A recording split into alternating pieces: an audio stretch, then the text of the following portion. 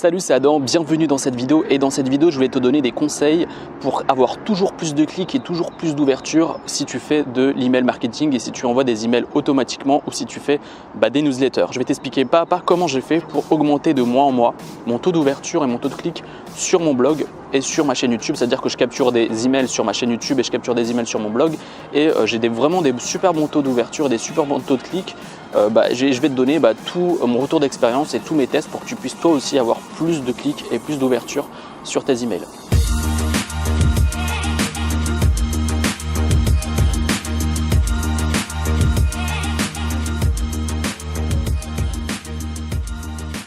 Le premier conseil, c'est que tu dois travailler tes titres. Si tu veux que les gens cliquent et ouvrent tes emails, il faut que tu travailles tes titres. Les gens négligent beaucoup ce processus-là, ils le font un peu en freestyle, ils écrivent le titre de leurs articles et basta. Alors que pas du tout, tu peux vraiment prendre peut-être 10 minutes à réfléchir à quel titre tu vas mettre sur ton email pour que tu sois sûr que les gens consultent ton contenu. Donc l'idéal, franchement, c'est le truc que je répète souvent, mais pour trouver un bon titre, déjà, il faut connaître sa thématique.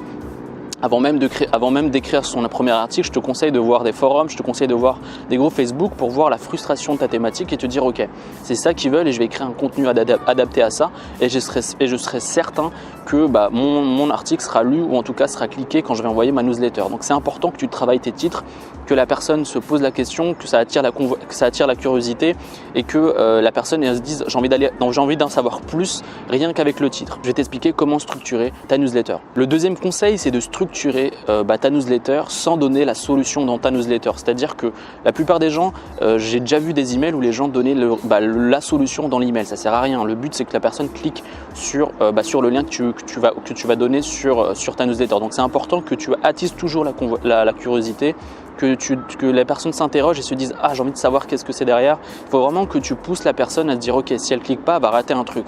Donc c'est vraiment important que tu structures bien la structure de ta newsletter et surtout que ça soit simple et direct. Faut pas que ça soit un article de blog. Il faut vraiment que ça soit simple. Le but, c'est vraiment que la personne elle clique le plus rapidement possible et sache que plus c'est long et moins la personne va cliquer. En tout cas, c'est d'après mes tests et d'après ce que j'ai pu constater. Là, je te mets tout de suite un screenshot du newsletter que j'envoie sur mon blog sur le stress et tu vois que c'est très simple et c'est direct. J'écris un paragraphe, je structure ma newsletter de façon à ce que je parle du problème, je leur dis voilà, j'ai une solution pour vous, vous avez juste à cliquer ici, je fais une liste à puces, je remets un appel à l'action et c'est tout. Et la personne généralement clique sur ma newsletter. Donc c'est vraiment important que tu structures ta newsletter pour que tu puisses pousser les gens à cliquer vers ton lien. Le troisième conseil, c'est de faire des listes à puces. Les listes à puces, c'est vraiment le truc qui a tout changé pour moi parce que ça donne encore plus envie à la personne de cliquer sur le lien et que les gens consultent mon contenu. Donc c'est important que tu fasses des listes à puces et tu leur dises voilà, dans cette vidéo ou dans cet article, vous allez savoir comment par exemple gérer vos stress, comment calmer votre négativité et comment respirer calmement. Et ça, c'est par exemple le truc que je mets en place sur mon blog et sur ma newsletter et franchement, c'est super efficace. Et juste en dessous, je les pousse à je leur donne un appel à action et ils cliquent dessus, ils atterrissent ou sur mon article ou sur une vidéo. Donc c'est important que tu fasses des listes à puces, ça change vraiment beaucoup de choses. Le quatrième conseil, c'est de faire des A/B tests. Les A/B tests, c'est quoi? C'est que tu dois comparer deux emails. Moi, je te conseille de faire des A/B tests au niveau des heures d'envoi et au niveau de la structure de ta newsletter et aussi le jour où tu envoies ta newsletter. Par exemple, moi, j'ai constaté que le soir, les gens étaient le soir vers 21h, les gens ouvraient plus mes emails ou à 7h du matin. Aujourd'hui, moi, j'envoie mes emails vers 7h et je les envoie le mardi et le jeudi. C'est là où j'ai le plus de taux d'ouverture. Mais moi, c'est par rapport à ma niche et c'est par rapport à ma thématique. Toi, tu dois faire des tests au niveau des heures où les gens sont susceptibles d'ouvrir plus leurs emails. Donc, tu dois faire des A/B tests.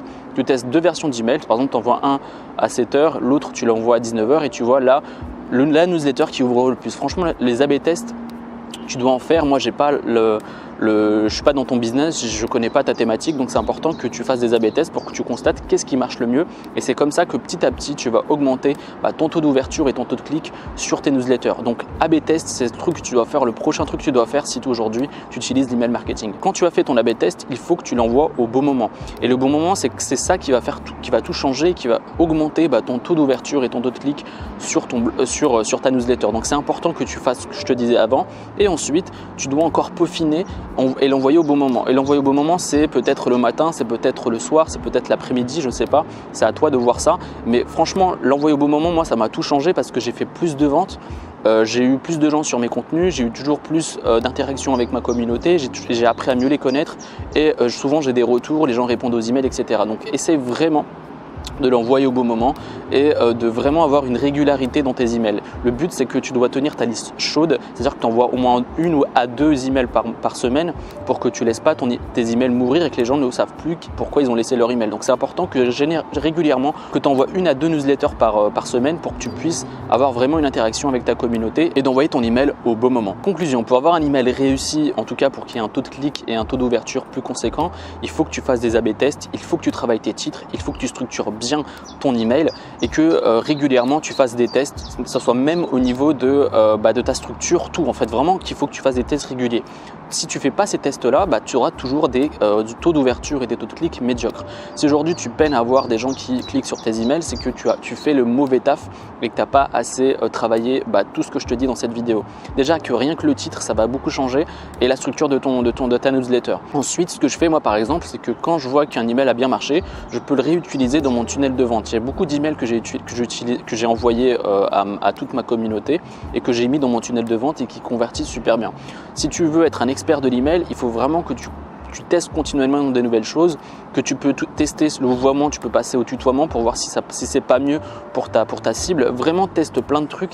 Franchement, si tu testes pas, tu auras toujours des mauvais résultats. De toute façon, dans le business, il faut tester, il faut avoir des échecs pour avoir des bons résultats. Moi, j'ai eu pas mal d'échecs, mes tunnels de vente ne marchaient pas, mes newsletters ça s'ouvrait pas, les gens cliquaient pas dessus. Mais au fil du temps, il y a eu de plus en plus de taux parce que j'ai fait plein de tests et notamment sur les heures, notamment sur la structure et notamment sur le jour d'envoi. Moi par exemple le mardi et le jeudi, je ne sais pas pourquoi, c'est là où il y a plus de gens qui ouvrent mes emails. Donc même le week-end, je pense le samedi et dimanche, je pourrais envoyer une 3e newsletter.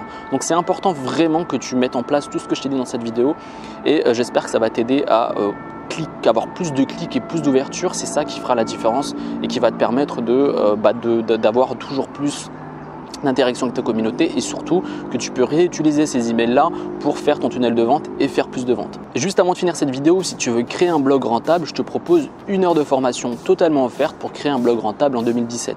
C'est avec mes blogs principalement que je vis en ce moment et je voulais te donner toutes les étapes que j'ai mis en place pour pouvoir vivre de mon blog en 2017. C'est une formation totalement offerte, tu as juste à cliquer ici ou dans la description pour tout recevoir et moi je te dis à une prochaine vidéo, c'était Adam, salut.